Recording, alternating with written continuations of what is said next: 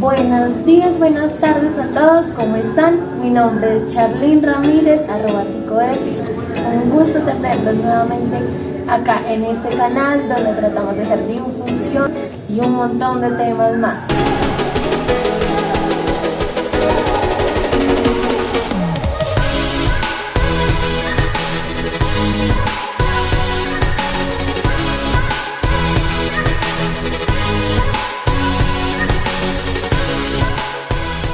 Más. El día de hoy tengo el placer de tener como invitada a la señora Betsy. ¿Cómo estás? ¿Cómo va todo? El día de hoy vamos a conocerla, vamos a presentarla y un montón de cosas que ella nos trae a raíz de su experiencia y trabajo. Entonces, Betsy, pues, preséntate. Listo, Chadi. Yo soy Betsy Mayelis Romaña Blandón, agradecida pues por el espacio. Para mí siempre es un gusto tener la posibilidad de conversar sobre los temas que vamos a conversar hoy, sobre mí misma, porque yo misma pertenezco a la población afrodescendiente, entonces poder hablar de los grupos étnicos, poder hablar de lo que venimos haciendo frente a generar reflexiones y preguntas de algunos asuntos que ocurren en el hoy, en la cotidianidad, que la sociedad ha asumido como normales, pero que no lo son tanto. Bueno, yo soy una mujer afrodescendiente, soy chocuana, llevo más de 2 décadas habitando en Medellín, apasionada por estos temas, insisto, que tienen que ver con lo étnico desde que tengo uso de razón. Desde que tengo uso de razón me he hecho muchas preguntas y he transitado la vida encontrando algunas respuestas, unas respuestas que comparto con nosotros y las otras, y otras respuestas que quedan para mí misma. Entonces nada, yo de profesión soy licenciada en Geografía e Historia y tengo una maestría en Pedagogía y Diversidad Cultural. Entonces digamos que lo comparto desde mi experiencia como mujer afrodescendiente, desde los espacios geográficos en donde he habitado, donde he interactuado, y también muy atravesados por las reflexiones de la Gracias, Betsy. El día de hoy, por ejemplo, traigo a Betsy, que la conocí en un momento que quise llevar a la primera infancia todo este tema, porque he notado, y le digo a Betsy que he notado muchos conocimientos en los profesionales, en todos los niveles, en los pedagogos, he notado también en psicosociales, trabajadores sociales, mucho desconocimiento en cuanto a estos temas, porque parece que se trabajara como en lo underground de los temas que deberían ser puestos en la mesa, conversar con los niños desde diferentes edades.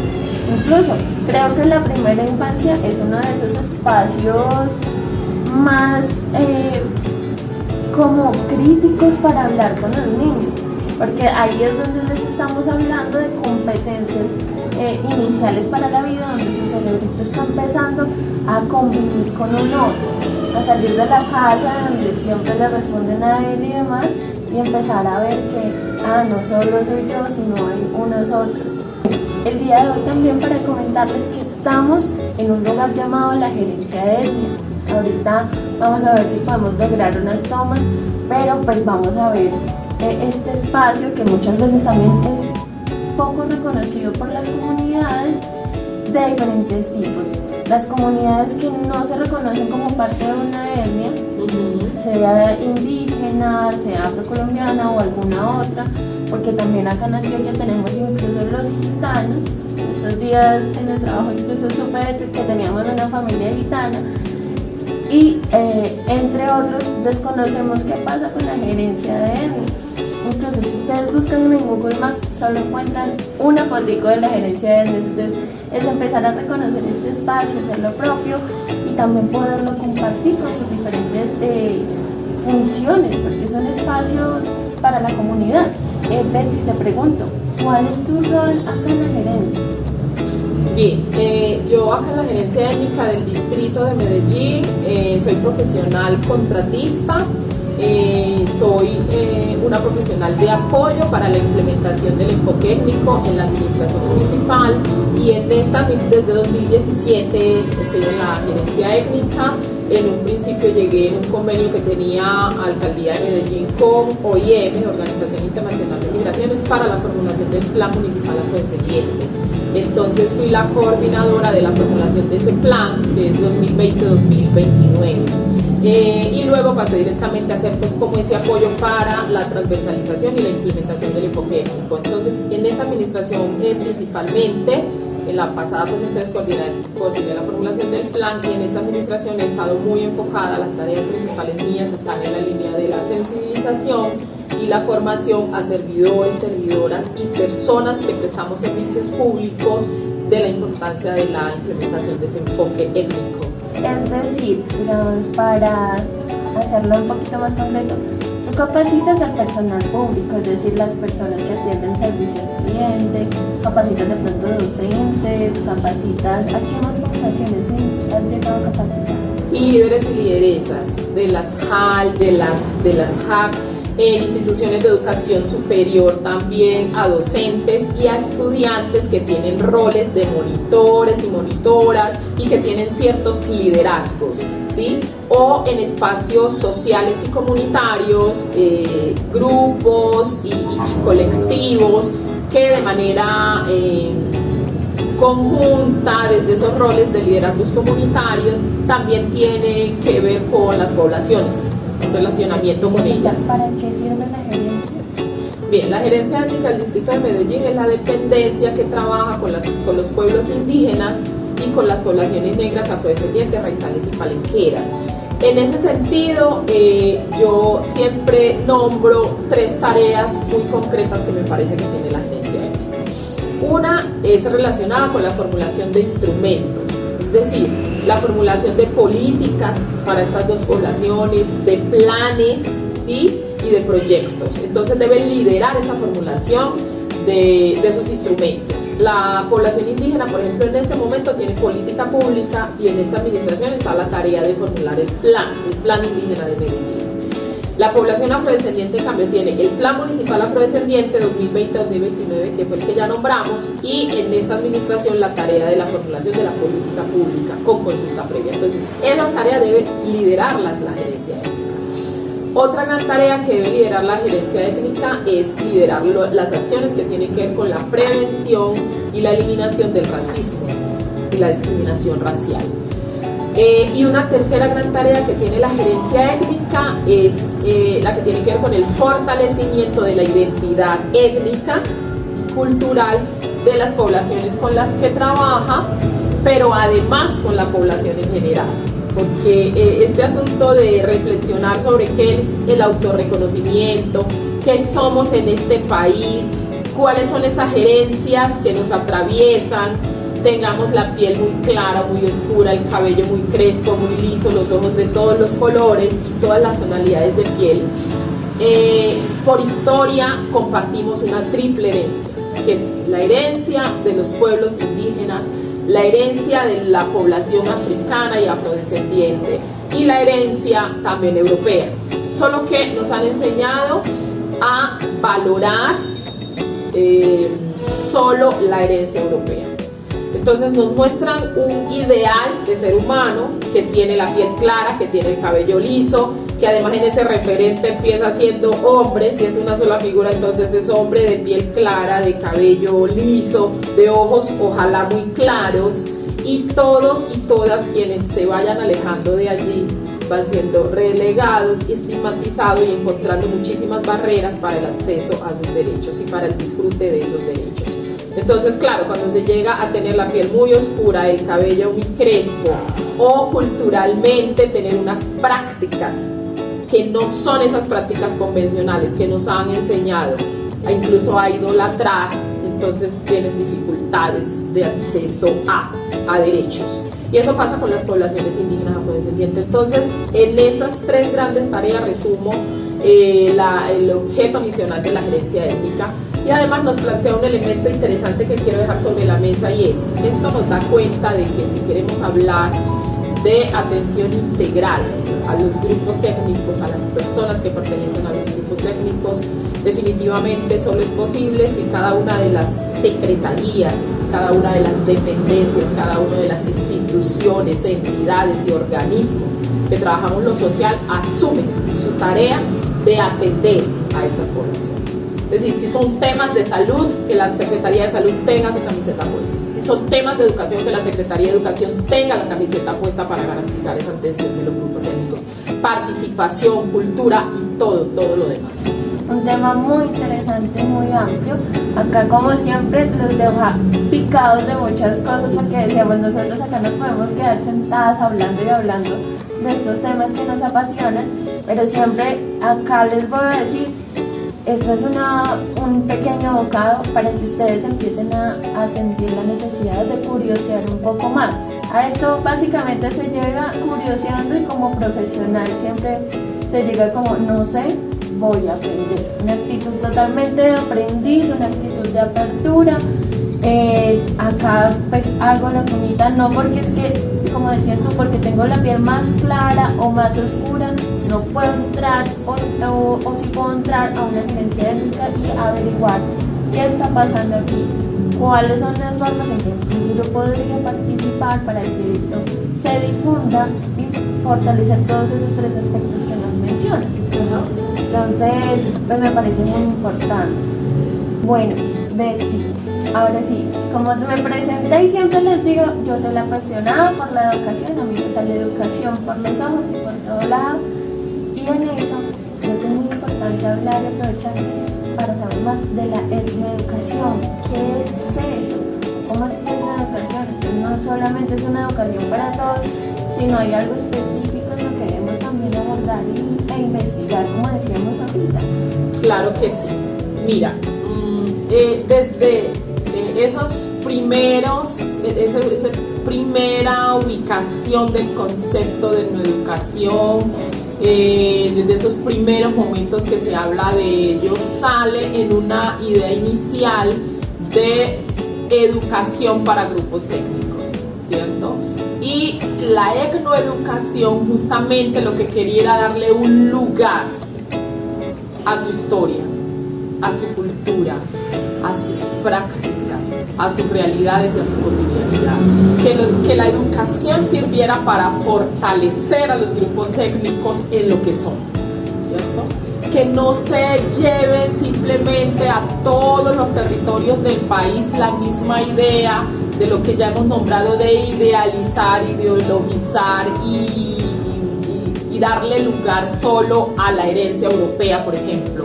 Y los grupos étnicos reciben una educación que casi nada tiene que ver con ellos y con ellas, con sus vivencias, con esas otras miradas de la historia que también los muestran y las muestran como protagonistas de todos esos recursos naturales que están en sus territorios, de todas esas prácticas y tejidos sociales que fortalecerían sus territorios, sus tejidos y lo que son. Entonces han recibido una educación de espalda a sus realidades y a lo que son. Entonces en esos primeros inicios sale como que necesitamos una educación que fortalezca la identidad, la estima y todo lo que tienen los grupos étnicos en su entorno. Pero claro, eso se va porque se encuentra que en últimas los grupos étnicos, lo que hemos definido como grupos étnicos, habitan en todas partes del país, ¿cierto? Entonces se desplaza, se amplía ese concepto y se dice listo. En los territorios donde son mayoría y en los territorios donde porcentualmente no son mayoría también habría entonces que fortalecer eso de ser persona catalogada como étnica allí. Y eso entonces incluso se extiende a decir, bueno, entonces en este país, en últimas todos y todas necesitamos un fortalecimiento en la educación de eso que somos como país, como nación. Entonces la educación hoy se instaura en todos los territorios del país, por lo menos ese es el objetivo, la visión, para hablar de eso que somos como país, de eso que somos como diversidad étnica y cultural en Colombia. Entonces la educación tiene que ver con todos y con todas nosotras. Además, porque las personas que no están catalogadas o que no se asumen en un grupo étnico también deben conocer sobre los grupos étnicos, porque es lo que somos como país y no sabemos lo que somos. En la historia nos vemos muy distintos, en la práctica creemos que somos muy distintos y distintas y creemos que las poblaciones, los pueblos indígenas están por allá, Sembera, los Zenú y los Guayú y todo eso es allá. y que la población negra, afrodescendiente, raizal y palenquera están por allá, por el otro lado, y que en el centro está toda la gente que no se asume desde un grupo étnico, ¿cierto? Esa es la creencia inicial que tenemos, pero volvemos a la historia. Si estamos diciendo que acá, en esta parte del planeta que llamamos América, antes de que llegaran españoles, y hablo en masculino porque al principio solo fueron hombres, tardó mucho tiempo en que llegaran mujeres españolas, entonces europeas. Entonces, si acá estaban personas indígenas, hombres y mujeres, si llegan hombres europeos españoles, y si traen hombres y mujeres africanos y africanas, pregunta el millón. ¿Con quién tuvieron los hombres europeos esos actos sexuales, por llamarlo de manera bonita, porque ahí ocurrió de todo, pero no es el tema hoy? ¿Con quiénes tuvieron esos actos sexuales que permitió que hoy estemos quienes estamos? En todo un ramillete de colores y todas unas formas corporales y de nuestra morfología y de los cabellos y de todo lo que hacemos, disfrutamos y comemos. Pues obviamente con las mujeres indígenas y con las mujeres africanas. Entonces, todos y todas tengamos la piel muy clara, muy oscura, el cabello muy liso, muy crespo, llevamos en sí, en nuestros genes, en nuestras venas, esa triple herencia, que algunos y algunas representamos más la herencia africana, como en mi caso, y tú representas más esa herencia europea, ¿cierto? Y otras personas representan más esa herencia indígena, pero eso no significa que no nos atraviesen las tres herencias. Y eso no significa que yo no tenga el deber conmigo misma y conmigo mismo de abrazar todas esas identidades que atraviesan mi vida, mi historia y mi ser, ¿sí? Aún tengamos la piel muy clara, allí nos atraviesan esas tres herencias. Y aún tengamos la piel muy oscura, allí nos atraviesan esas tres herencias. Entonces hoy el gran reto que tenemos como país es darle lugar a ese abrazo. Betsy, y me parece muy curioso lo que decías ahorita, porque que levante la mano a la persona que esté viendo este video y le ha pasado que le preguntan en algún cuestionario de la alcaldía o algo así, ¿con qué se reconoce? Indígena, mestizo y demás, y que no sabe en dónde poner.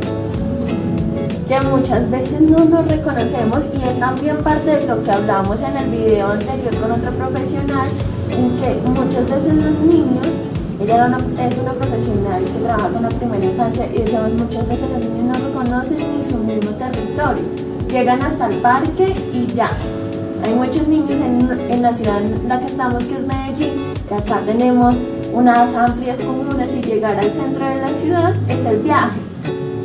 Entonces es el paseo, porque muchas veces es quedarse en su territorio, que es su barrio un pedacito, y no lo reconocen.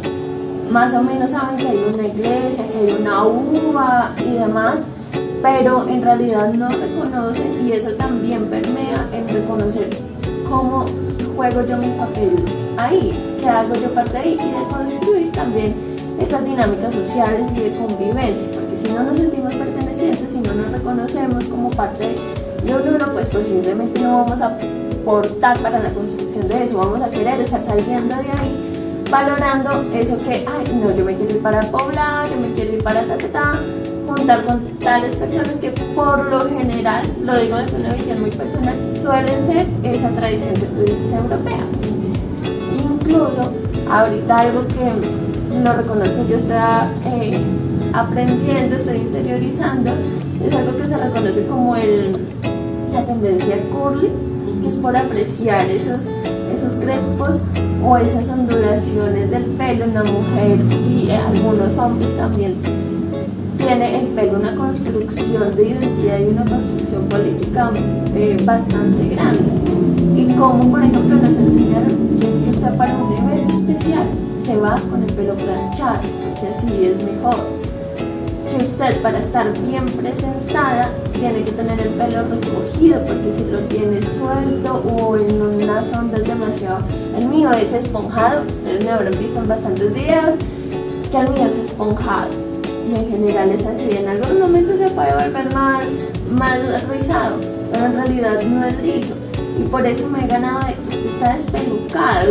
en trabajos, en mi casa y demás, porque tras de todo vengo de una tradición de una familia de pelo liso. Yo soy la de pelo crespo, entonces mira el impacto de tú eres una persona mal arreglada, eres una persona que no está de acuerdo a los estándares sociales que deberíamos plantear, en cosas tan sencillas como el pelo, o como por ejemplo el color de nuestra piel, que tampoco sepamos en dónde ponernos y dudemos de dónde estamos y para qué estamos acá, en donde nos podemos ubicar. O lo que pasa a veces con ese tema de la apropiación cultural, que tenemos miedo, por ejemplo, a explorar con el otro desde el respeto un collar que hizo un artesano hermoso y lo está vendiendo como parte de su emprendimiento, una prenda de vestir con unos colores y con unas estampados y unas figuras que no es la figura por decorar, sino es una figura con sentido. Y ahí es cuando tenemos que ponernos, ok, esto va más allá, este collar no es solamente para adornar y demás, sino tiene un sentido, un significado, incluso que me puede permear a mí en la historia de mi familia y demás. Y en la de los niños aún más, porque no se reconocen, aún no pasa nada. Pero entonces, yo creo que eso no llega a las escuelas. Y te preguntaría, si hablamos de nueva educación, en este momento, ¿ustedes cómo ven que se implementa eso en la escuela o en los jardines de buen comienzo, que es nuestra primera infancia acá en Medellín? ¿Cómo se trabaja eso?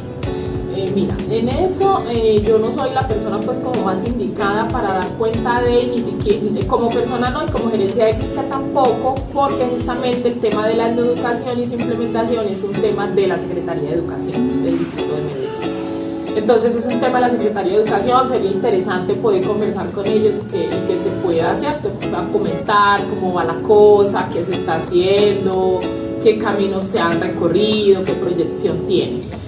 Lo que sí podemos decir desde nuestro lugar es que cuando llega mayo, las instituciones educativas, muchas se volcan a la gerencia étnica, porque las personas están buscando el taller que pueda ser el 21 de mayo, Día Nacional de la Afrocolombianidad.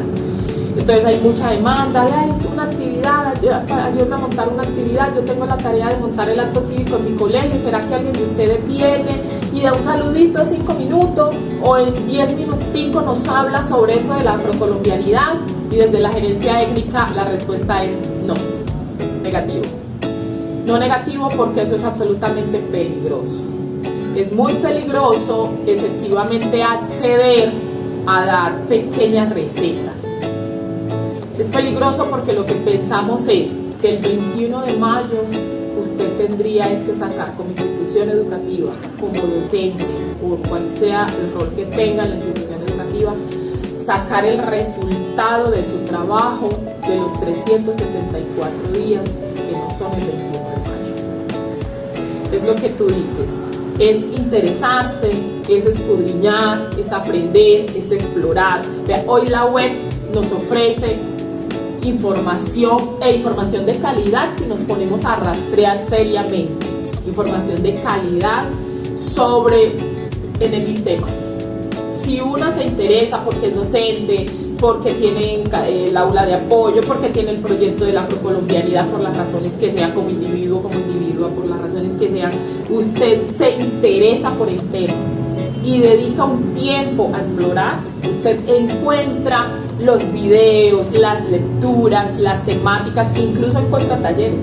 La web te ofrece talleres que le permite ir recreando, ir aprendiendo. Es que esto es un aprendizaje de todos los días. Yo les contaba que desde que tengo conciencia me he interesado por lo que soy. Es decir, me he interesado por el tema étnico, aunque no lo nombrara como tal en un primer momento. Pero todos los días tengo que seguir leyendo la nueva legislación, los nuevos conceptos, las nuevas discusiones. Cuando uno se interesa por algo es de todos los días, es tomar la decisión de aprender, es tomar la decisión de arrancar. Entonces, te decía que lo que sí nos ocurre es que llega muchísima demanda, que hemos dicho en esa corresponsabilidad con el tema, porque si bien la educación como tal no es una tarea de la gerencia étnica, ya dijimos es una tarea de la Secretaría de Educación del Distrito de Medellín, sí nos hemos dicho, bueno, nos hemos pensado desde nuestro objeto misional qué podemos ofrecerle a los y las docentes. Entonces, lo que abiertamente le ofrecemos, y no es sino agendarlo, porque digamos que esa es una de las tareas mías y no necesita un protocolo ni nada de eso. Si usted decide que en su institución educativa va a sacar por lo menos 2 horas para que conversemos con los docentes sobre qué es el enfoque étnico y la importancia de implementarlo en cualquier servicio público que usted ofrezca, es decir, la educación está incluida, ahí mismo lo agendamos y lo hacemos. Y le hemos dicho a las instituciones educativas, si les queda más fácil agendarlo en las semanas institucionales donde no están los niños y las niñas, adolescentes, jóvenes, no tienen que desescolarizar, agendémoslo en la semana que tienen los docentes para ese tipo de asuntos. La gran mayoría, cuando ya le decimos no vamos a ir a su institución educativa a hacer nada en 5 minutos y hacer nada en 10 minutos, porque eso es muy delicado. Usted lo que hace es levantar un tema sobre el cual en esos 5 o 10 minutos ni siquiera va a tener la posibilidad de responder ninguna pregunta. Y eso es muy delicado y no lo hacemos.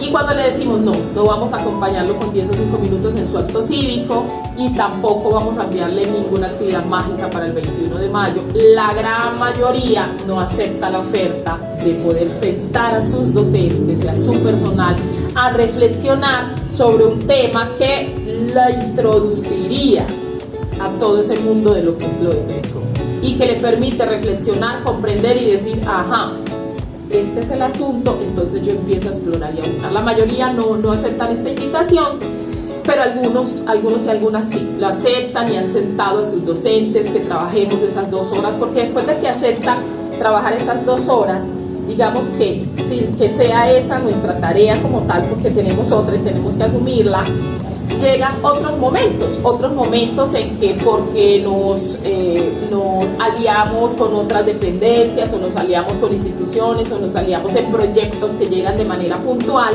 a una institución educativa que ha aceptado sentar a sus docentes a reflexionar profundamente sobre el tema, ya la tenemos en cuenta para otra oferta que pueda ir surgiendo en el camino. Una oferta de material didáctico que a veces nos ha compartido el Ministerio de Cultura y efectivamente lo compartimos con estas instituciones educativas que sabemos que le están tomando en serio el tema, entonces material didáctico o sesiones de lectura de cuento con los niños, niñas y adolescentes en el aula y vamos y se los leemos, entonces ya las tenemos en cuenta para que hagan parte de esas otras estrategias que no son permanentes pero que llegan de manera esporádica. Pero en resumen, mucho camino por recorrer.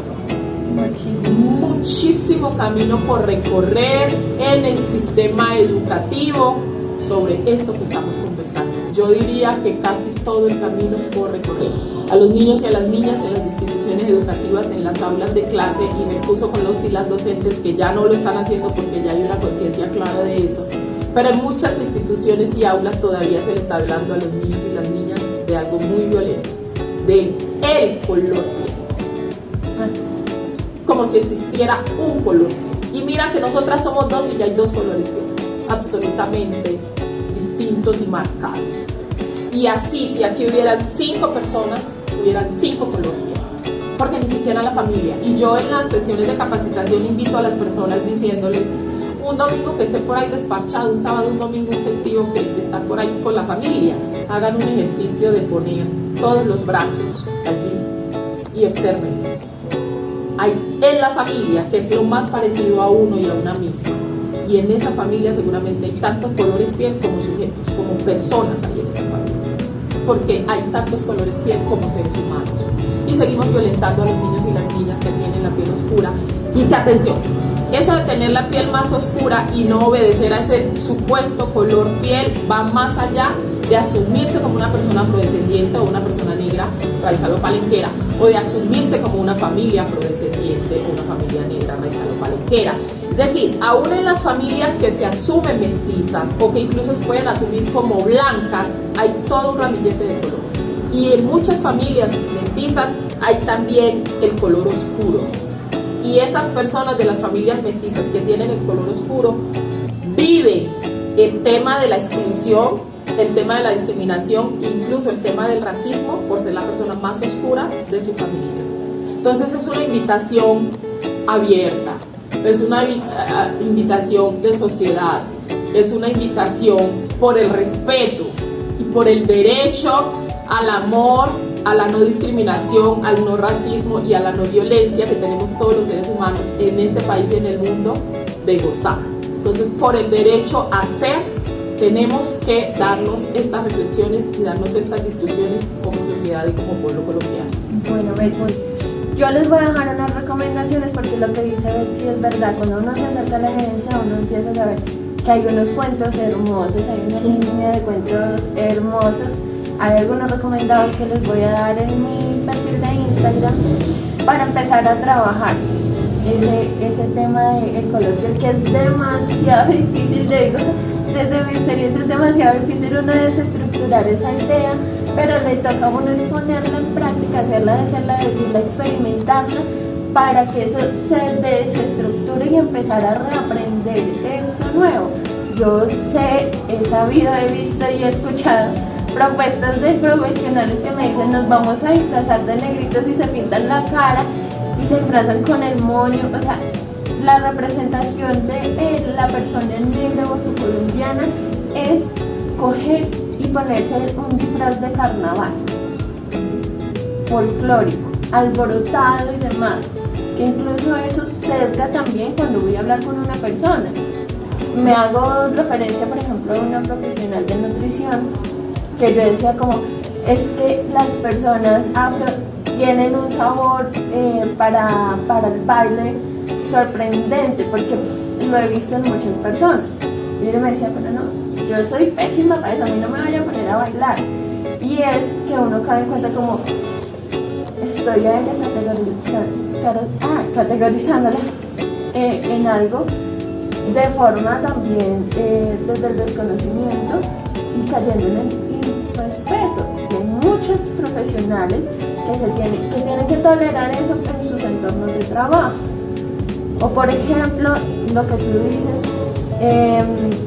a la persona que es muy blanca, entonces le empiezan a poner sobrenombres de acuerdo a eso. Ay, es que es por cariño.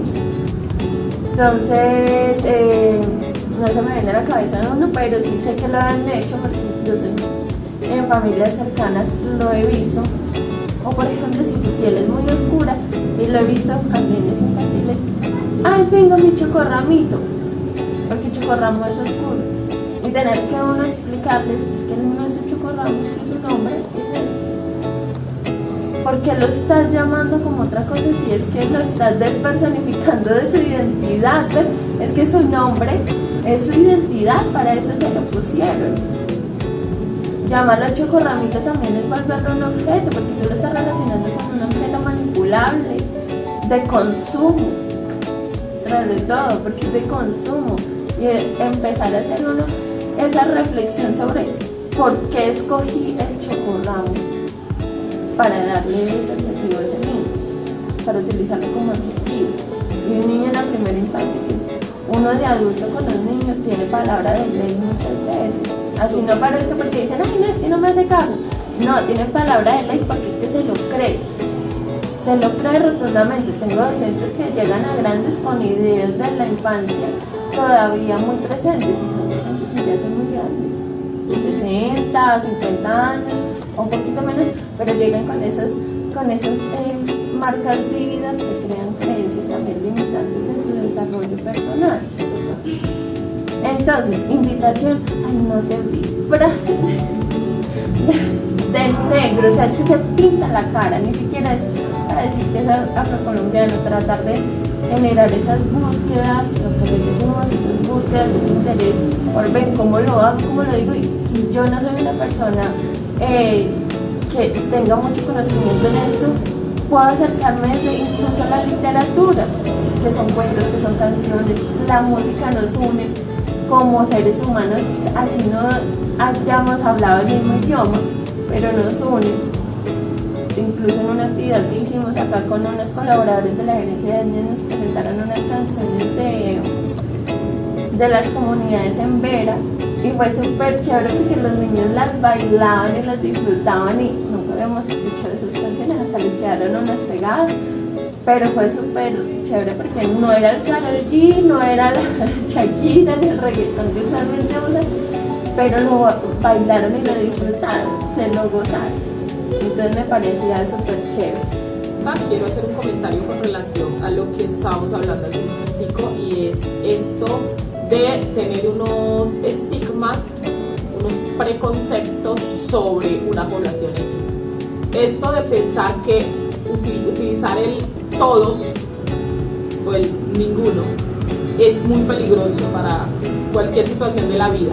Entonces, cuando pensamos que todas las personas afro saben bailar, que todas las mujeres afro saben cocinar muy bien, allí ya vamos mal, porque estamos metiendo en un solo paquete a personas, comunidades y poblaciones que tienen una gran diversidad. Por ejemplo, yo soy una mujer afro y con todo lo que eso implica, pero yo no sé cocinar muy bien. Es decir, yo cocino porque toca cocinar. No me gusta cocinar y no soy, claro, si no me gusta, ¿qué voy a hacer tan buena cocinando? No, yo hago mi mejor esfuerzo por mí, por mi familia, por mis hijos, por mi esposo, ¿cierto? Hacemos el mejor esfuerzo de preparar con todo amor lo que preparamos, pero ese no es mi fuerte. Si yo pudiera elegir, yo no cocinaría, ¿cierto? Y tan no es mi fuerte, y no he querido que sea mi fuerte, no me interesa, que yo, cuando alguna amiga, alguna persona cercana prepara algo delicioso, yo busco papel y lápiz y anoto el paso a paso, en estos tantos minutos, la cantidad, no sé qué, qué más. Cuando ya voy a hacerlo, yo no sé el papel que se me hizo. Entonces, hasta allí que llegó la intención. Entonces, este asunto de pensar que todas las personas afros X o que todas las personas indígenas Y, allí ya vamos perdiendo, porque hay un asunto importante. Y es una diferencia que hay que hacer de manera muy consciente: lo étnico y lo cultural. Entonces, étnicamente ya sabemos que en este país podemos reconocernos como una persona indígena o originaria, como una persona negra, afrodescendiente o afrocolombiana, raizal, palenquera, rum, que es la que conocemos tradicionalmente como población gitana, como una persona mestiza o como una persona blanca. Hay quienes dicen, no, yo soy blanco, yo soy blanca, y como la identidad no se forza, se respeta, pues en muchos formularios aparece la opción del blanco también. U otro, un poco para lo que tú decías, que hay personas que esa reflexión no la han hecho, hay personas que no están interesadas en hacerla y que dicen, no, a mí no me cataloguen nada de eso, yo soy otro, yo no me meta en eso que no me interesa. Entonces, étnicamente es eso, pero culturalmente la población negra, afrodescendiente, raizal y palenquera es tan diversa como todas las formas culturales a lo largo y ancho de Colombia. Es decir, una persona afro que nace en el Chocó tiene todo el acervo cultural de lo que significa nacer y crecer en el Chocó. Una persona afro que nace y crece en el Amazonas tiene el acervo cultural de lo que significa nacer y crecer en el Amazonas. Que seguramente hay unos asuntos que se heredan, ¿sí? Y que independientemente de en qué punto del país nazcas, eres una persona afro, y pueden haber unos elementos que se mantengan, pero hay unos elementos fuertes que dependen del lugar donde naces y creces. Entonces vas a encontrar muchas personas de piel oscura que se asumen incluso una persona afro, una persona negra, y que te dicen, no, yo no sé bailar, porque eso que tienes en la idea del saber bailar y mover el cuerpo así y así, muchas personas no van a dar cuenta de eso, aún se asuma como una persona afro. Y que el niño afro que nació en Ibagué desayuna tamal tolimense, y el niño, la niña afro que nació en Medellín desayuna arepa con quesito y chocolate. Y el niño, la niña afro que nació en el Chocó desayuna plátano con pescado, dependiendo de la zona del Chocó donde nació. Entonces eso es cultura, y culturalmente estamos atravesados y atravesadas por ese lugar puntual, esa zona, esa región, ese departamento donde naces, creces y habitas. Entonces, atención con eso. Todas las personas afro, nada. Todas las personas indígenas, nada. Tenemos en Colombia 115 pueblos indígenas, con lenguas distintas, con prácticas culturales diferentes, con visiones y cosmovisiones de vida particulares. Entonces, atención, no los metamos, no querramos, no. no tengamos esa tentación de meterlos a todas y a todas en ningún paquete, porque no cabrá.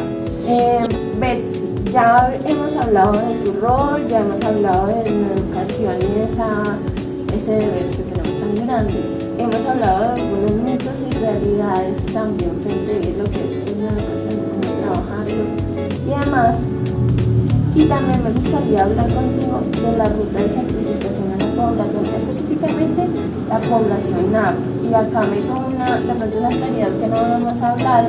En esta gerencia étnica se abordan las poblaciones afrocolombianas, las poblaciones negras, afrodescendientes, afrocolombianas, raizales, palenqueras e indígenas.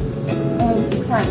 Las poblaciones como la que yo mencionaba anteriormente, la indígena o rum, se ubican en Envigado.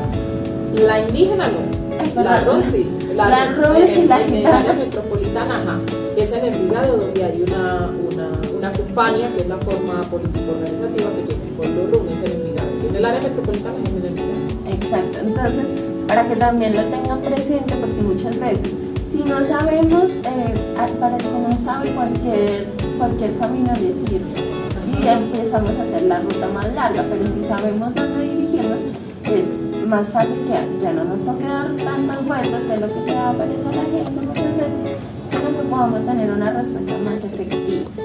Entonces, la ruta de certificación para la población que tienen ustedes acá, más o menos, ¿cuál sería? ¿O cuál sería tu invitación para empezar a averiguar? Me voy con este asunto del certificado de pertenencia étnica. ¿Cuál es la ruta? Es decir, el ideal, y como dijo Martin Luther King, yo también tengo el sueño. Yo tengo el sueño de que un día en este país y en este planeta no tengamos que andar buscando un papel para decir, hey, venga, yo pertenezco aquí, entonces reconózcame este derecho, ¿cierto? Que podamos todas las personas, independientemente del color que tengamos, el lugar en el que hayamos nacido, la lengua que hablemos y las cosmovisiones de vida que tengamos, podamos ir por el territorio nacional accediendo en igualdad de oportunidades a nuestros derechos, a nuestras oportunidades y a las ofertas de lo público.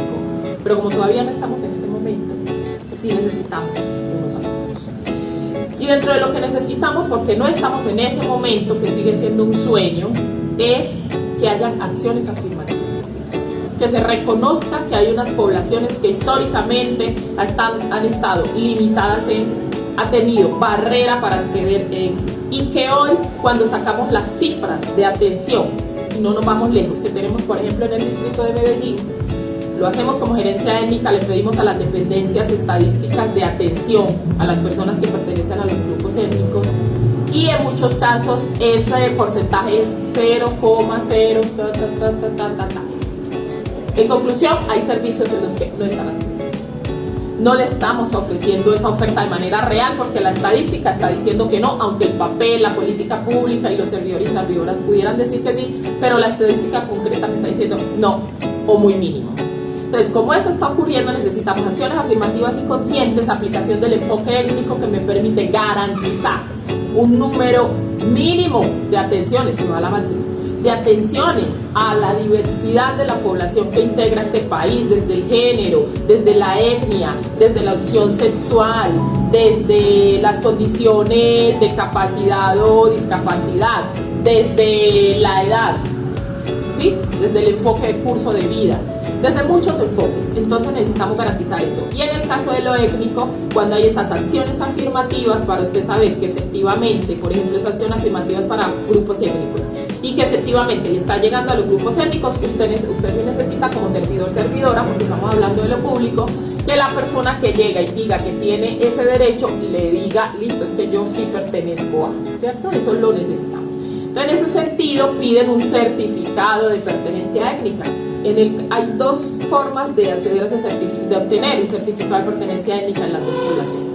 En la población negra, afrodescendiente, raizal y palenquera la otorga o las organizaciones, unas organizaciones de base que tienen un aval del Ministerio del Interior que le dice, listo, usted está autorizada para ofrecer ese certificado.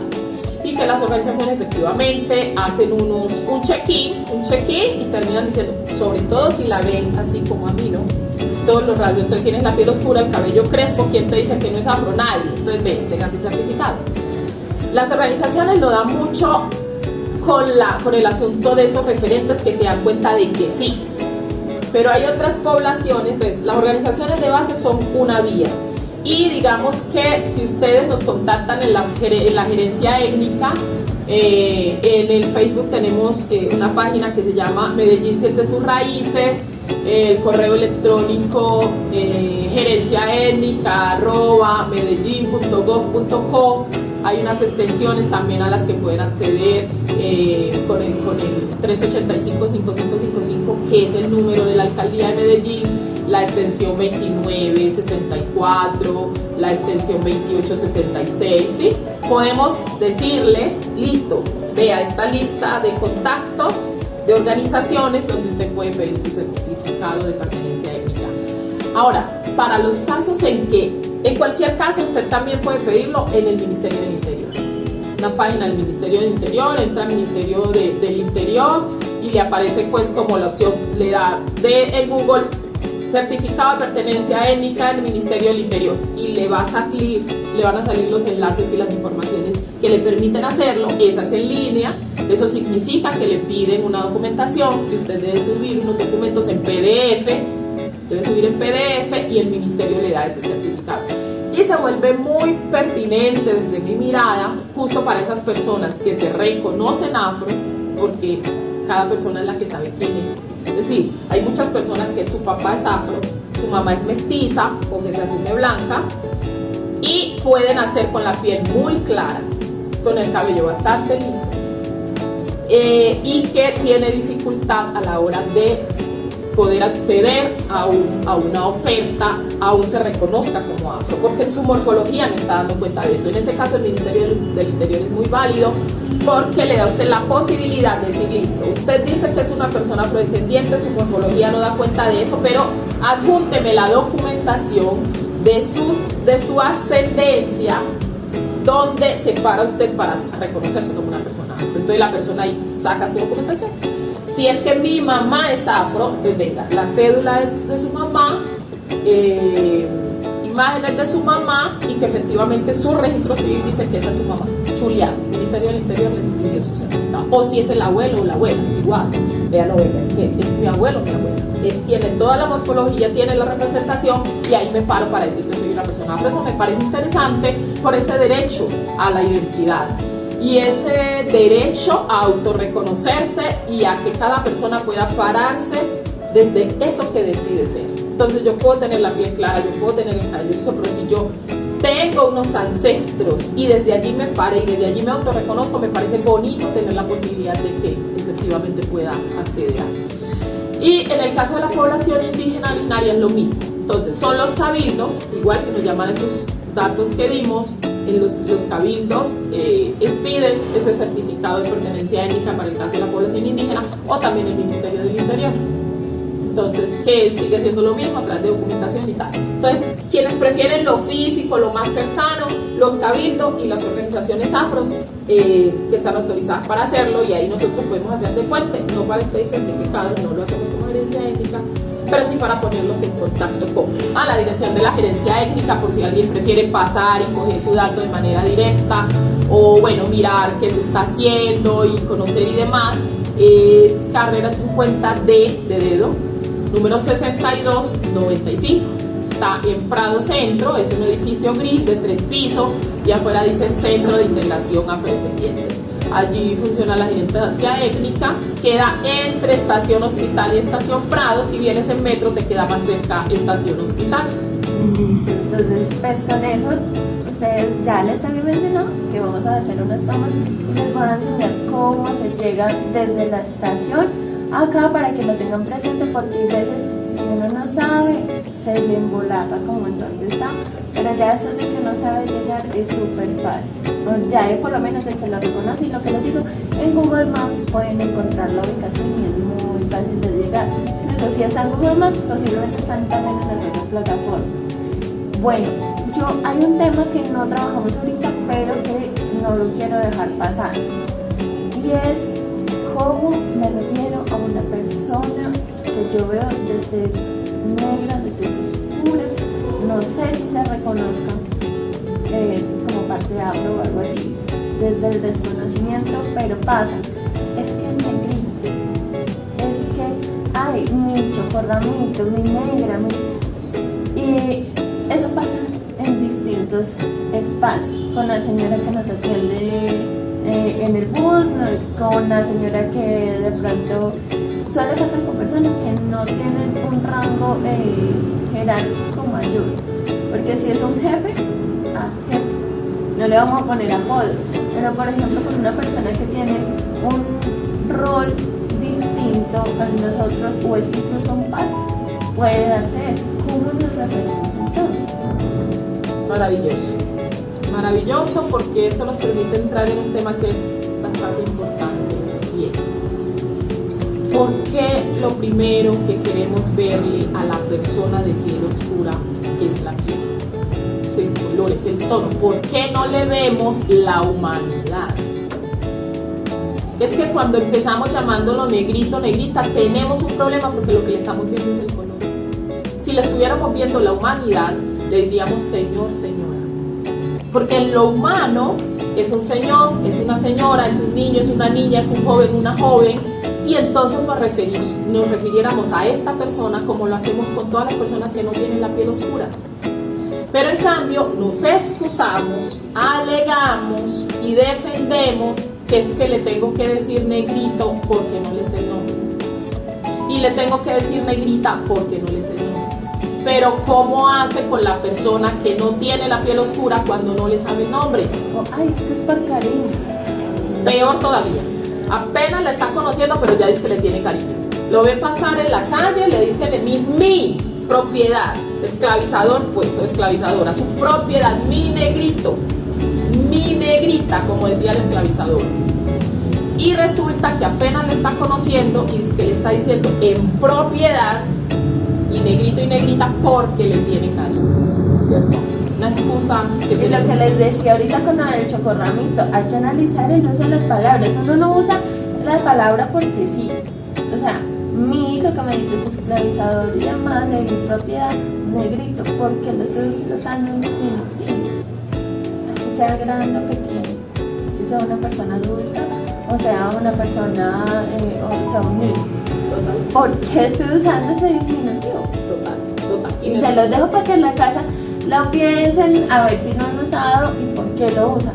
La palabra se usa de forma intencionada porque construye realidades. Entonces eso de que no es que no sabía y demás, no, siempre hay algo más debajo de esa construcción que le estamos dando y de esa significante que le estamos usando por medio de una palabra, mi negrito, mi chocorramito y demás.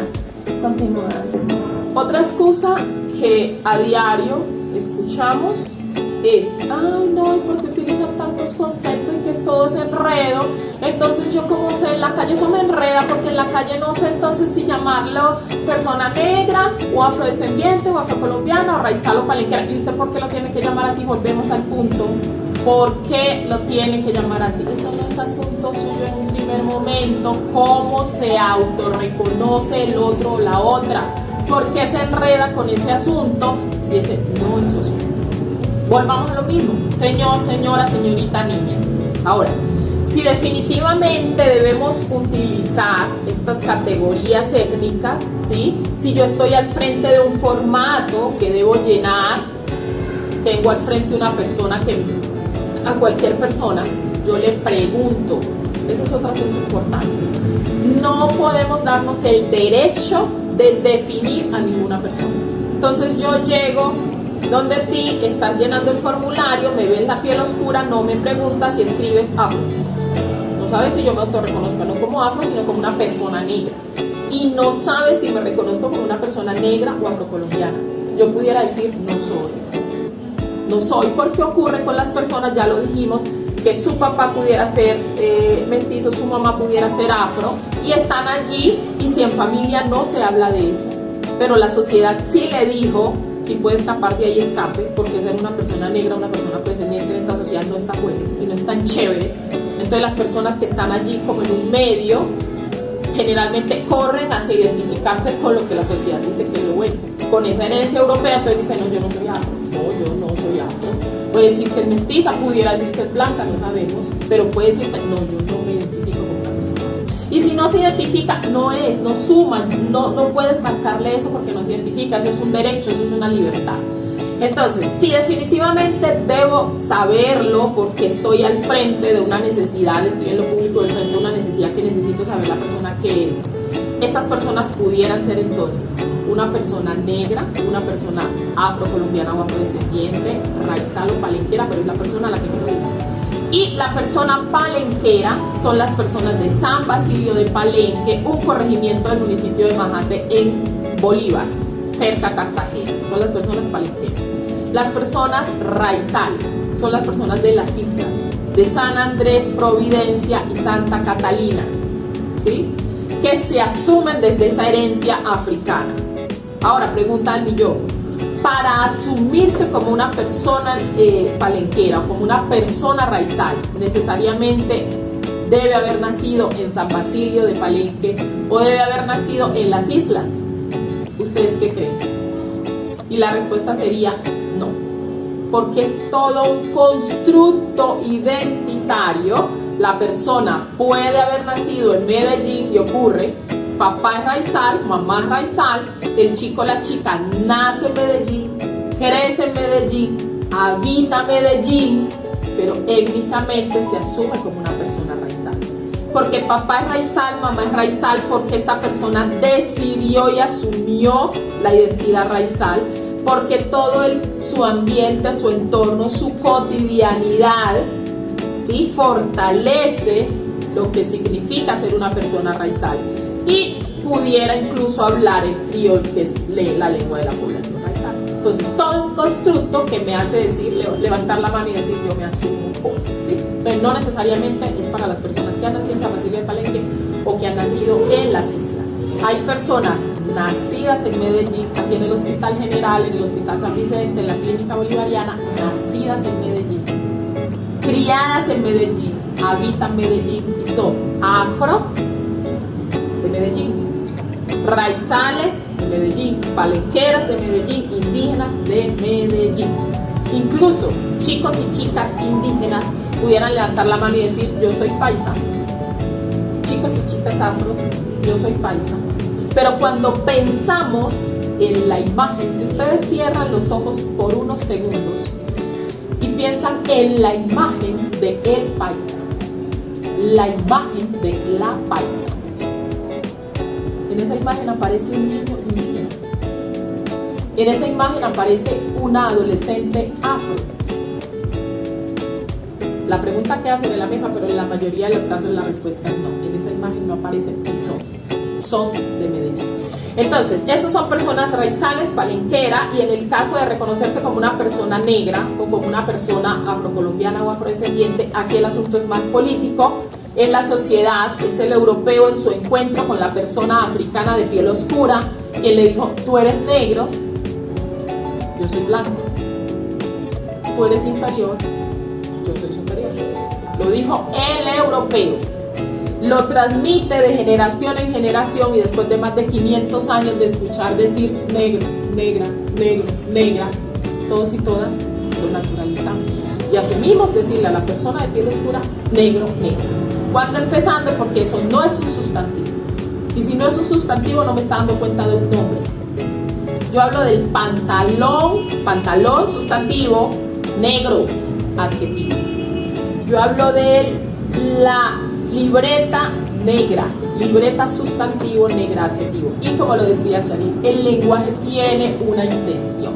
Cuando el europeo, y ya saben por qué hablo en masculino, al principio eran hombres, cuando el europeo le dice a la persona de piel oscura, africana de piel oscura, negro, negra, le quita el nombre, le quiso despersonificarlo, cosificarlo, porque era la estrategia de poder sostener la empresa de la colonización y sostener la empresa de la esclavización, trabajar la mente, hacer creer y convencer que es inferior y que por eso tienes que estar en esas situaciones y en esas condiciones. Entonces, cuando le quita el nombre, le quita el origen, le quita la lengua, le quita todo eso y le dice, desde ahora vas a ser negro, vas a hablar español y vas a estar en estas tareas, eso tiene una intención. Entonces, cada vez que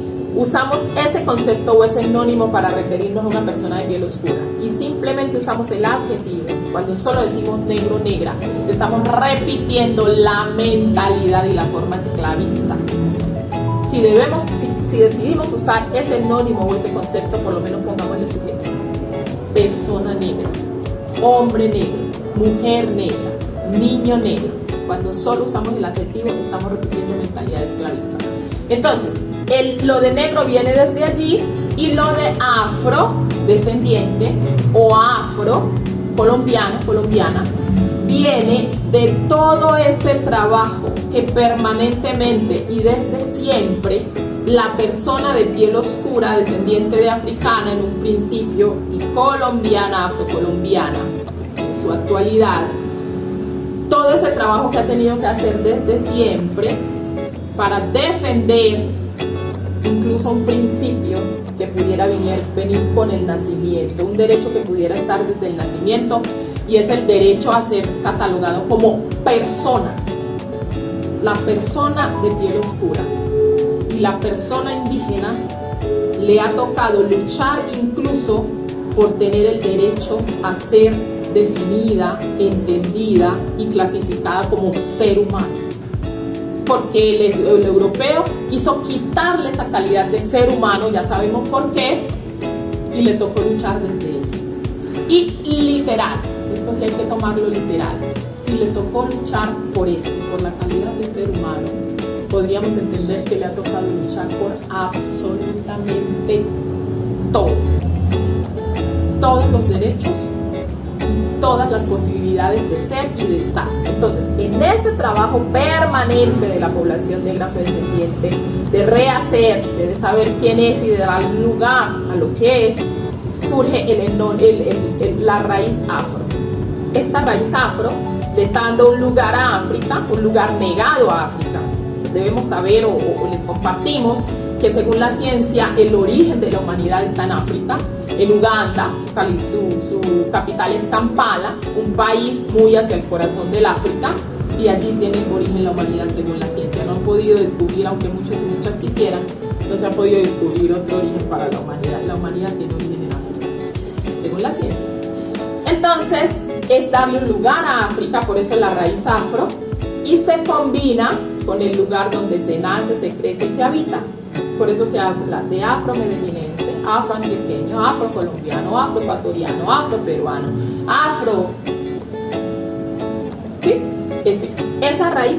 Entonces de allí surge este concepto muy político que tuvo su origen en toda esta reflexión, en los movimientos sociales, en los movimientos afros, acuñado, apoyado también por la academia, y no todas las personas han tenido la posibilidad de entrar en esta reflexión, y por eso nos encontramos a muchas personas que ella misma dice no me enrede con eso, yo no sé qué es lo de afro, yo no sé qué es lo de afrocolombiano afrodescendiente, yo no estoy de acuerdo con eso, a mí dígame negro o a mí dígame negra. Pero atención, que no nos sirva como excusa decir, no, es que la misma persona, ellos mismos se llaman negro y ellas mismas se llaman negra y ellos mismos dicen que le gusta o no se le gusta. Atención con usted y la conciencia que usted generó, porque es que todos y todas nacimos y crecimos en una cultura que nos enseñó todo eso, hasta nombrarnos como negro, negra, sin ni siquiera un sustantivo. Pero la pregunta es, usted ve a una mamá que le está pegando a su hijo, y usted también le pega, porque la mamá le pegó. Entonces que no nos sirva como excusa decir, no, es que ellos mismos se llaman así. No, venga, si usted ya generó la conciencia, si usted ya comprende de dónde viene, no ayude a seguir estigmatizando, no ayude a seguir ratificando una negación y unas prácticas esclavizadoras y racistas.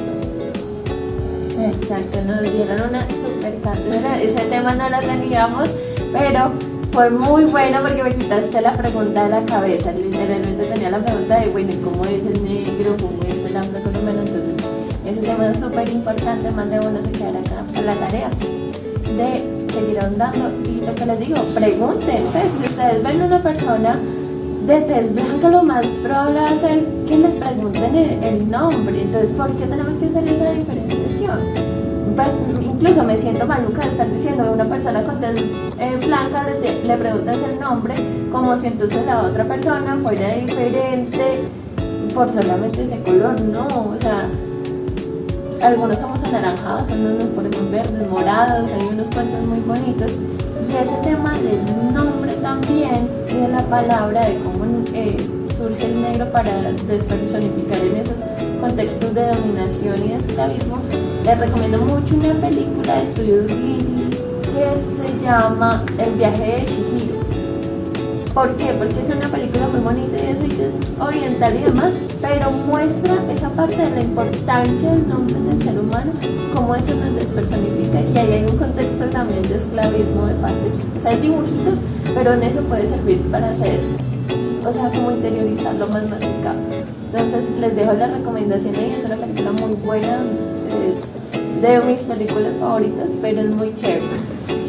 Bueno, ya para ir cerrando esta conversación, este espacio de aprendizaje tan chévere que te agradezco, me gustaría hablar de algo que he visto en tus redes, hablando de, por ejemplo, el WhatsApp, hablando de que tienes más redes como Instagram, que acá se les voy a dejar todos los datos que nos dio Betsy, yo se los voy a dejar todas las recomendaciones. Si no están en la cajita de descripción, saben que los van a encontrar en mi Instagram, entonces se van para el chismosean, @psico_epi, que es un emprendimiento que se llama Mayerlis Blandón para unir culturas. ¿Qué pasa con Mayerlis para unir culturas? Bien, Mayerlis Blandón para unir culturas es una de mis formas, o una de nuestras formas como familia, de seguir conversando sobre esto y seguirle extendiendo la invitación a la humanidad de que venga, conozcámonos, venga, reconozcámonos, venga, démonos el abrazo, atrevámonos a mirarnos a los ojos y a entender que allí, en la humanidad, cuando nos encontramos y nos percibimos desde la humanidad, todas las diferencias se disuelven. Y todo esto de la piel oscura, de la piel clara, el cabello liso, el cabello crespo y demás, se vuelven máscaras, pasa a un nivel secundario. Entonces, desde Mayerlis Blandón para unir cultura, que además es un emprendimiento familiar que surge con nuestro regreso a Colombia, bueno, les cuento, yo estuve fuera del país 8 años, estuve 2 años en Italia y casi 6 en el África, en la República Democrática del Congo y otros países cercanos, pero principalmente en el Congo RDC.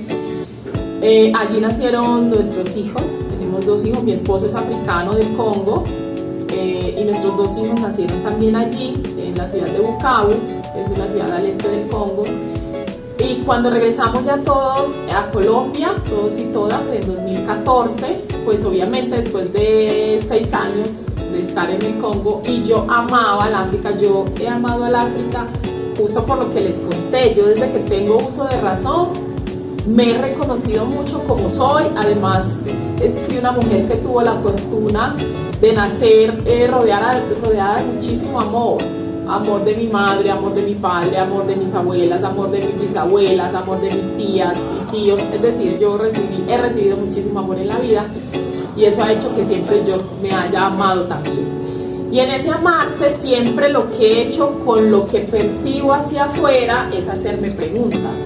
Cada vez que he sentido como que me quieren correr, como que me quieren excluir, como que me quieren discriminar, yo me pregunto bueno, ¿qué es lo que hay aquí? Yo no lo tomo como que yo soy, no, eso no me ha bajado la estima por lo que les digo, porque he recibido muchísimo amor y eso me hizo fortalecer muchísimo. Entonces siempre he tenido la posibilidad de preguntar hacia afuera aquí, qué es lo que hay, qué es lo que pasa con quien discrimina. Cuando después de yo he amado siempre el África, de hecho creo que por eso ocurrió todo lo que ocurrió en mi vida, de casarme con un hombre africano, de habitar efectivamente el África, porque siempre la amé mucho y no compartí en ningún momento lo poco que se decía sobre el África. Sobre el África en las escuelas, en los colegios casi no se dice nada, y lo poco que se dice o que se escucha es que los niños y las niñas o que se observa, tienen el estómago crecidísimo, que de parásitos, que hay mucha pobreza, que hay desierto, que la gente se muere de hambre y de sed, y pare de contar. No nos cuentan nada de toda la diversidad y la riqueza étnico-cultural que tienen los 54 países que componen el continente africano. Y pensamos, así como pensamos de la población afro, que es una única cosa, o de la población indígena, lo mismo pensamos del África, que es una única cosa. Tenemos esa concepción que es como si fuera un pueblito, que cuando yo regreso del África, alguien me pregunta, ay, ¿estuviste en el África? Ay, ¿conociste a yo no sé quién, que es alto, que es delgado, que no sé qué? Yo no lo podía creer. Yo ni porque fuera mi pueblo, La Grande, que es se llama La Grande, pero es un pueblo muy pequeño que tiene más de 100 casas. Ay, sí que esta persona me pregunte eso, porque en La Grande todos y todas nos conocemos. Pero que yo hable del África y me venga con una referencia, el segundo continente más grande que tenemos, ¿cierto? Después de Asia, y que me venga a preguntar que es que si yo conozco a no sé quién, que no sé cómo, yo no lo podía creer. Y es una persona adulta, formada académicamente y todo, y me salió con esa pregunta. Entonces, claro, yo siempre lo amé, por eso seguramente ocurrió lo que ocurrió, que me casé con un hombre africano, que me fui a vivir al África, y obviamente después de 6 años que regresas, que yo amaba, incluso cuando estaba acá me hacía batolas de telas estampadas colombianas y me ponía turbante, yo hacía todo eso antes de irme incluso, y que estar allá era como lo máximo para mí, porque entonces ya era vestirme con esas telas propiamente africanas y bueno, darle rienda suelta a todo eso que amé siempre. Y cuando regresé, pues mi vestuario era vestuario africano, ¿no? Los vestidos, todo mi vestuario era africano, y ese es el vestuario con el que yo salía a la calle. Pues si me lo armaba antes de irme, cuando ya lo traje, pues con mayor razón.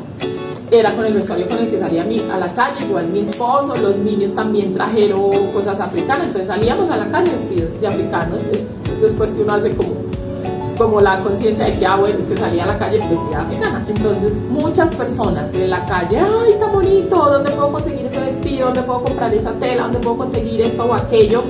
Y entendimos que podíamos empezar a darle rienda suelta a algo que tenemos en el corazón como familia. Tenemos en el corazón un centro cultural internacional que recoja muchísimas cosas de cultura, de lenguas, de vestuarios y demás, muy en el centro esto de la herencia africana, pero que dijimos, ve, encontramos esa especie de sueño africano. Si muchas personas tienen el sueño americano y es cómo irme a Estados Unidos, nosotros encontramos lo que yo empecé a llamar un sueño africano, una especie de sueño africano, y era querer tener un pedacito de África. Te encuentras muchas personas así que quieren un pedacito, y un pedacito es esa prenda, es esa tela, es ese turbante y lo demás, y dijimos, bueno, nosotros podemos como familia empezar a hacer el puente para que estas personas empiezan a realizar esa especie de sueño africano, de tener algo del África. Y como, claro, mi esposo siendo africano, yo habiendo vivido 6 años, eso nos permitió un conocimiento de las telas africanas muy importante para emprender, por ejemplo, con telas africanas. Porque la tela africana, por ser tan estampada, tener tantos colores, no es tan fácil de comprar de buena calidad, de alta calidad. Tienes que pensar en un buen precio de entrada ya te está un poco garantizando esa calidad. Comprar tela africana barata, se los digo aquí, no por hacerle la mala a la competencia o a quien venda tela africana barata, pero si vas a comprar tela africana que te la ofrecen muy barata, haz atención. Porque por obvias razones en Colombia no es posible tener tela africana de alta calidad económica, empezando porque el solo trayecto ya implica un pago de transporte que no son 5.000 pesos, ¿cierto? Y el hecho de comprarla de calidad implica otro asunto. Entonces haz atención cuando te la ofrezcan muy barata, puede darse, pero solo te digo, haz atención, porque claro, hay también muchas calidades y de acuerdo a esas calidades van los precios. Entonces digamos que teníamos ya una información importante frente a cómo poder comprar tela de buena calidad, de alta calidad, y cuando decidimos emprender entonces para empezar a hacer ese puente y seguir, como dice Mayeli Blando, uniendo culturas, porque somos unos convencidos y convencidas de que la única manera que la humanidad puede avanzar hacia ese respeto, hacia ese mirarme en el otro y en la otra, hacia ese reconocer al otro y a la otra como parte de mí misma, es que definitivamente nos vamos juntando en esa cotidianidad. Lo que comemos, lo que nos ponemos, lo que conversamos, la visión de vida que tenemos, ir entrelazando en ello es lo que nos va juntando en ese camino. Entonces somos unos convencidas que toda esta herencia africana que nosotros la usamos mucho desde las telas, esa es nuestra excusa para hablar de todas las herencias africanas, que son el color, que son las formas, que son las sinergias, lo usamos de excusa las telas africanas, y somos unas convencidas y convencidos en familia de que esa es una herencia de mamá África para la humanidad, para todos sus hijos e hijas. Entonces cuando nos encontramos con personas que dicen tienen la piel clara, tienen el cabello liso, tienen estas características que de entrada no te da cuenta de una herencia africana aunque la lleven, y que tienen ese miedo a yo sí puedo autorizarme a ponerme un turbante, eso no es apropiación cultural, y nuestra respuesta es: si tú has pensado en ponerte un turbante, si a ti te llama ponerte un turbante, si tú quieres autorizarte a ponerte un turbante, ponte un turbante, porque tú también eres hija de mamá África. Y si no, entonces, ¿cómo hablar de interculturalidad? O sea, ¿cómo imaginar la interculturalidad si nos ponemos barreras en un asunto como usar una prenda, un turbante, una tela africana? Si nos ponemos una barrera allí, entonces ¿cómo pensamos caminar juntos y juntas? ¿Y cómo pensamos asumirnos como parte de un todo? Yo sí entiendo que hay unos elementos muy profundos de cada cultura con los que sí se tiene que ir como con un poco más de cuidado, entenderlo, respetarlo y desde ahí usarlo. Pero hay otros que si me llama también esa parte y ese derecho que tengo a esa herencia de mamá África para la humanidad. Entonces desde allí le decimos, si tienes la intención es porque algo te llama. Y seguramente eso que te llama es esa partecita tuya que es de mamá África también, ¿cierto? Entonces póntelo. Y entonces desde allí es conversar, ¿por qué ponérselo? ¿Por qué te conectas con un turbante más pequeño o más grande? ¿Por qué con lo que te conectas es con ese mapa de África? ¿Con qué te conectas? Y vete con eso que te conecta. O si te conecta es para regalárselo a alguien. Es decir, camina con eso que te conectas. Y desde allí, en Mayeliss Blandón para Unir Cultura, es toda esa autorización a caminar con esa energía. Incluso el estampado con el que te conectas, la figura que eliges, y no es otra, es esa, el color que eliges, todo eso son herencias de mamá África. El color, yo pude experimentar ese asunto de que el color es una herencia africana cuando viví en el Congo. Yo me encontraba en unas esquinas del Congo que me transportaban a Turbo o que me transportaban a Quibdó. No me transportaban a Medellín, aunque el lugar geográfico donde yo más tiempo he vivido, en tiempo neto, ha sido Medellín.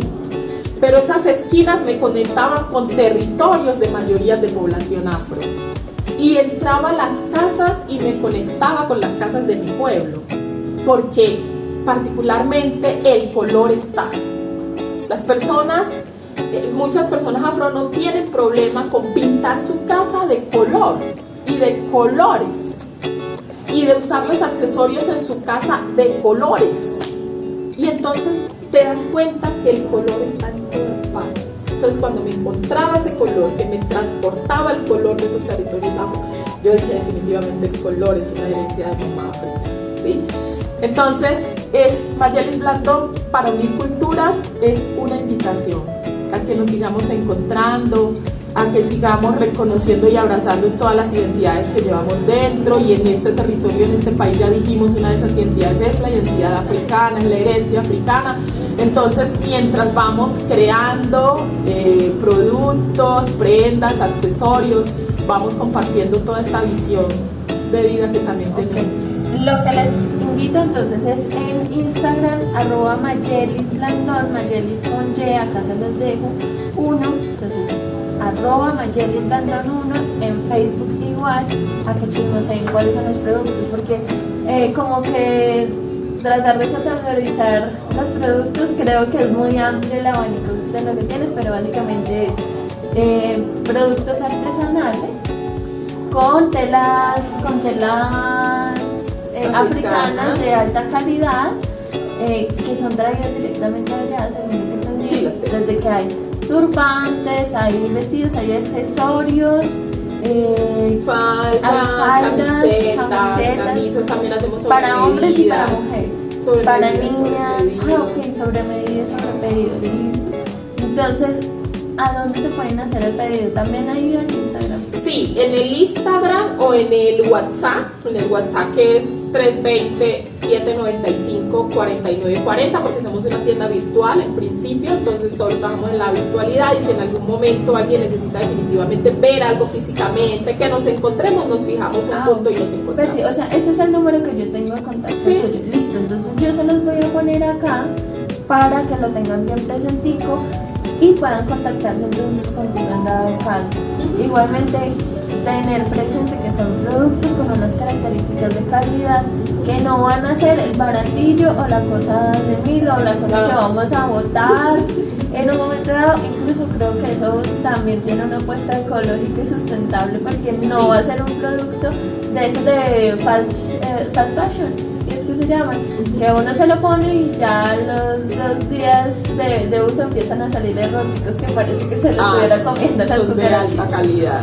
Son de alta calidad para regalos, para ustedes, entonces que se animen, y es una apuesta también cultural. O sea, se preguntó acá por eso, porque se ve el sentido. O sea, un turbante no se pone de cualquier forma, un turbante tiene su significado hasta cómo lo amarran.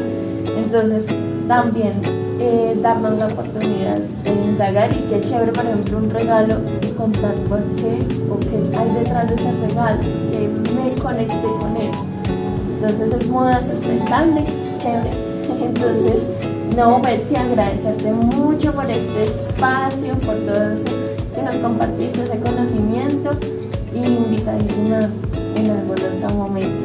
Ay, bueno, muchas gracias también a ti por esa conciencia expansiva y universal que te permite tener allí en tu ser que estos temas son importantes, que hay que llevarlos a otras personas, que hay que indagarlos, que hay que conocerlos para seguir tejiendo la sociedad y la cotidianidad que necesitamos y que merecemos.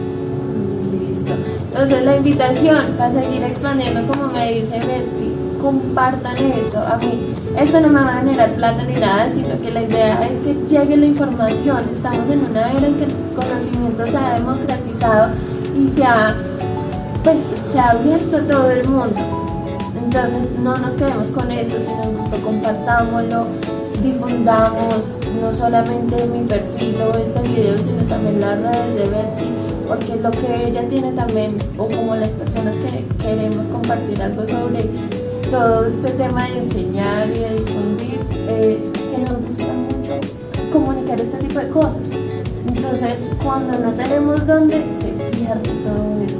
Y las demás, ustedes son los que nos dan esos espacios, viendo estos videos, llamándonos, pidiéndoles espacios de capacitación acá en la gerencia, 2 horas, que son muy chéveres. En serio, yo ya he estado en estos espacios y queda uno corto, queda uno con ganas de más.